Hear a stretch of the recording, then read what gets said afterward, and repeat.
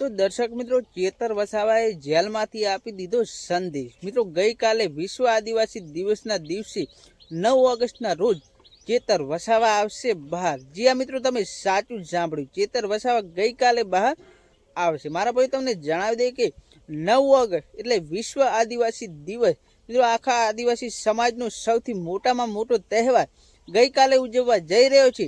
ત્યારે મિત્રો, તેમનું સાચું ગણું એવા ચેતર વસાવા ડેડિયાપાડાના ધારાસભ્ય તેઓ અત્યારે જેલની અંદર છે। અને મિત્રો, તેમણે સંદેશ આપી દીધો કે તેઓ ગઈકાલે બહાર આવી શકે છે। તો મારા ભાઈ તમને જણાવી દે કે ચેતર વસાવાને છોડાવવા માટે આખો આદિવાસી સમાજ, ગોપાલ ઇટાલિયા, કેજરીવાલ બધા જ મિત્રો પ્રયત્નો કરી રહ્યા છે કે ગઈકાલે જે ચેતર વસાવાને એક દિવસ માટે જામીન મળી જાય અને તેઓ જેલની બહાર આવી તેમનો આ સૌથી મોટો તહેવાર વિશ્વ આદિવાસી દિવસ ઉજવી શકે।